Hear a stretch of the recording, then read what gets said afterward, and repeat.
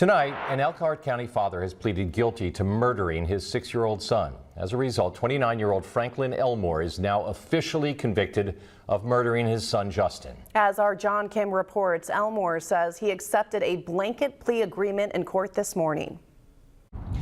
Pleaded guilty but didn't mean it. That's what Franklin Elmore Jr., who's now convicted of abusing and killing his 6-year-old son, said at his initial hearing at Elkhart County Courthouse.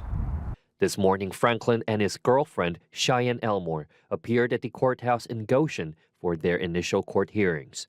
Both of them were facing abuse and murder charges in the death of Franklin's 6-year-old son, Justin.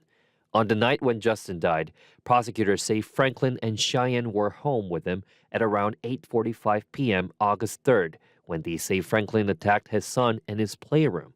Prosecutors say the boy became unresponsive and was rushed to the hospital, where he later died. According to the court document, the police and medical staff found multiple injuries from this child and concluded some of them are not self-inflicted.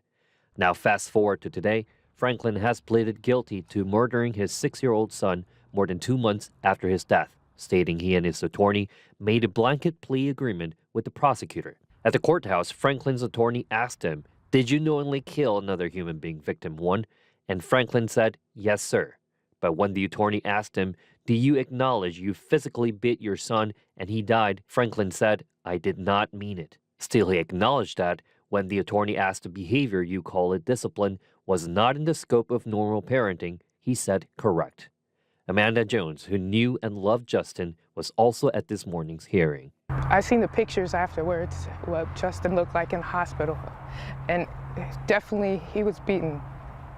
It was more than just a shaking to the ground, what Franklin's claiming. I'm very disappointed in the situation.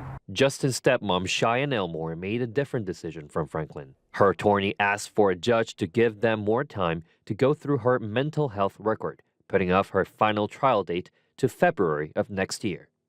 She wants to claim mental, or she's got mental problems, but she didn't have mental problems to her son. When it came to her child, she didn't have mental problems. So what makes mine any different? So Franklin and his attorney says they made a plea agreement with the prosecutor, but when I asked prosecutor Vicky Becker, she says she has not made any plea agreement with Franklin. The new final sentencing date for Franklin is now set for November 25th. For 16 News Now from Elkhart County, I'm John Kim.